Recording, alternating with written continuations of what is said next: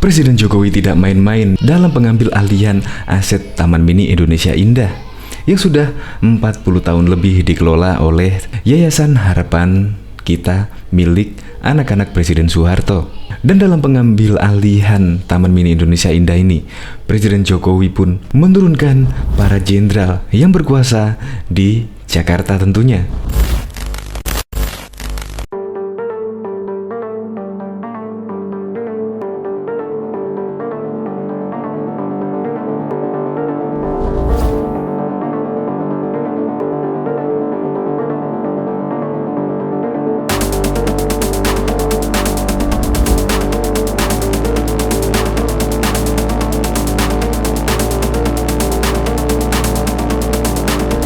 Kita harus patut bersyukur dan juga mengucapkan terima kasih lah kepada Ibu Tien Soeharto, yaitu telah membangun Taman Mini Indonesia Indah sedemikian rupa sehingga bisa dinikmati oleh pengunjung-pengunjung.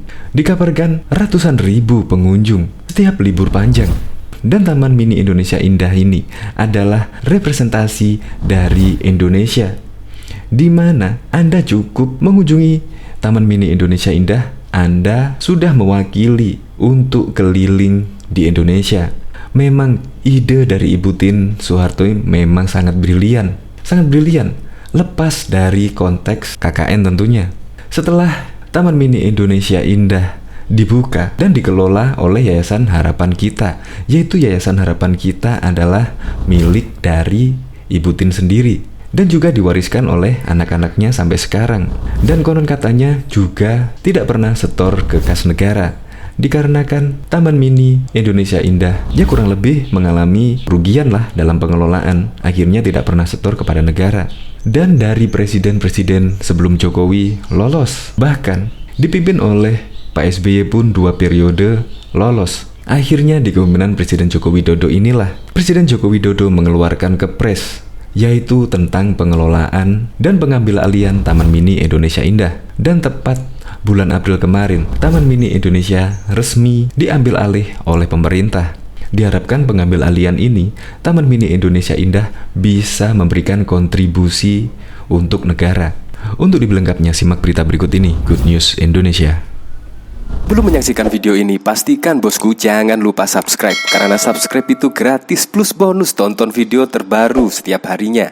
Jangan lupa ya. Melibatkan jenderal dan jaksa agung, aksi Jokowi ambil Taman Mini Indonesia Indah tidak main-main.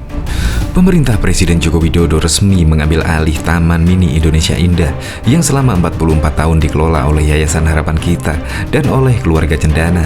Karena itu, pemerintah pun kemudian membentuk tim transisi untuk menjadi jembatan peralihan yang didasarkan pada keputusan Menteri Sekretaris Nomor 96 Tahun 2021. Kepala Staf Kepresidenan Muldoko menyebut ada sejumlah unsur di dalam tim transisi peralihan Taman Mini. Di situ ada tim pengarah, ada Pak Kemensesnek, Menseskap, berikutnya ada KSP. Jelaskan kepada wartawan di Komplek Istana Kepresidenan Jakarta Jumat 9 April 2021. Ia menjelaskan, tim transisi Taman Mini tersebut akan diketuai oleh Sekretaris Kemensesnek Setia Utama.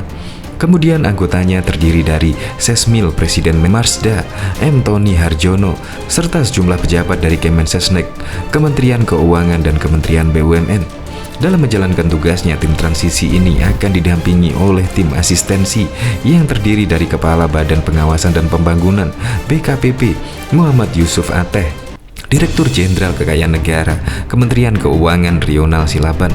Kemudian ada juga Jaksa Agung Muda Perdata dan Tata Usaha Ferry Wibisono, serta 2 Jenderal Bintang 2 yang berkuasa di DKI Jakarta, yakni Kapolda dijabat Irjen Fadil Imron dan Pangdam Jaya Maijen Dudung Abdurrahman.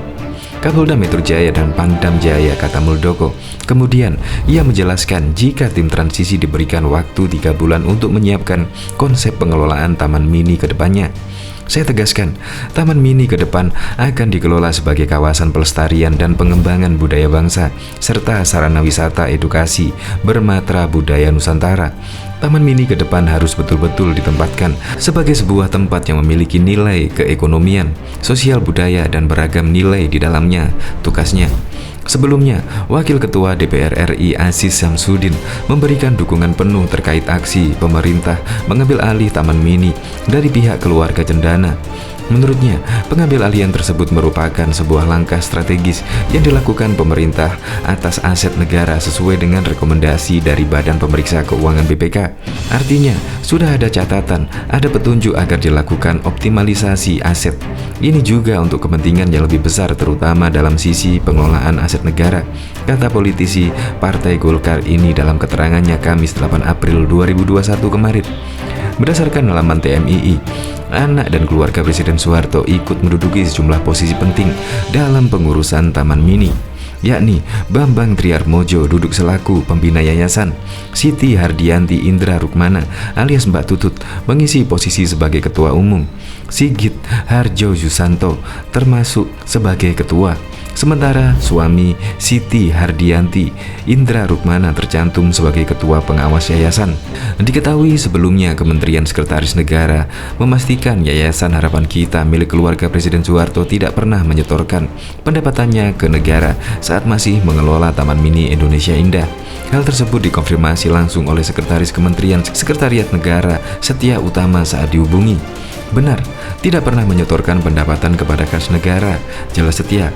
Adapun setoran negara yang dimaksud diatur dalam peraturan pemerintah PP 23/2005 tentang pengelolaan keuangan Badan Layanan Umum.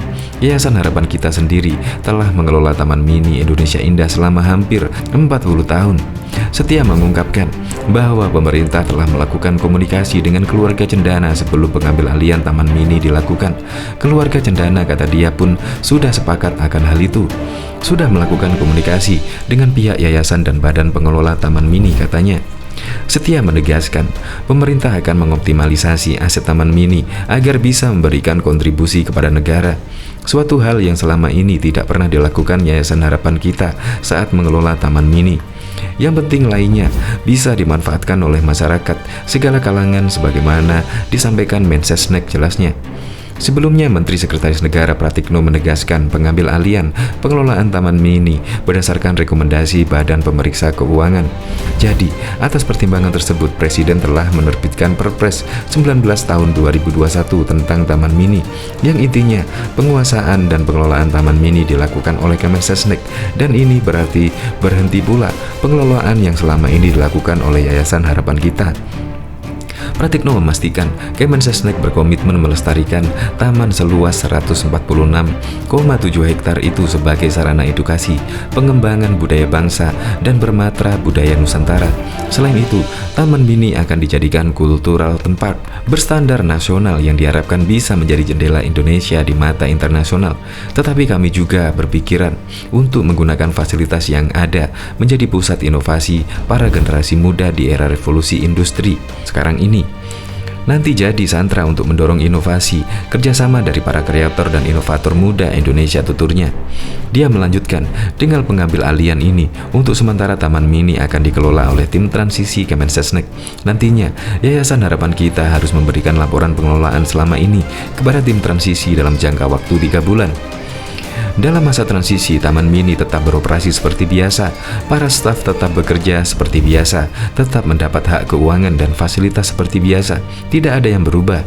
Dan nanti tentu saja kita berkomitmen untuk tim transisi kami beri tugas sebagaimana memikirkan inovasi manajemen yang lebih baik dan kesejahteraan yang lebih baik kepada para staf, dan tentu saja memberikan kontribusi yang lebih signifikan kepada masyarakat dan negara, papar Pratikno. 5 anak Soeharto juga digugat secara perdata oleh perusahaan konsultan asal Singapura, Mitora, dengan nomor perkara 244 PDTG 2021 PNJKT SEL. Dalam perkara tersebut ada 6 tergugat, yakni Siti Hastuti Rukmana, Bambang Triarmojo, Siti Hadiati Haryati, Sigit Harjo Yusanto, Siti Hutami Endang Adiningsih, dan Yayasan Purna Bakti Pertiwi. Mitora menggugat ke-6 dengan nilai gugatan sebanyak 58 miliar dan rincian 84 miliar guna membayar kewajiban 500 miliar guna mengganti rugi imaterial. Mitora juga meminta agar Museum Purna Bakti Pertiwi dan Puri Jati Ayu di Taman Mini Indonesia Indah disita. Terlepas dari semua itu, Taman Mini Indonesia Indah tersebut dapat berdiri lantaran gagasan dari mendiang Ibu Negara Fatimah Siti Hartinah Soeharto atau biasa disapa Ibu Tin. Siapa yang tak tahu tentang sosok Ibu Negara Fatimah Siti Hartinah Soeharto? Perannya sangat besar di era kepemimpinan Presiden Republik Indonesia kedua. Ibu Tin demikianlah sapaan untuk Ketua Yayasan Harapan Kita atau YHK yang berhasil dirikan pada 28 Agustus 1968 itu.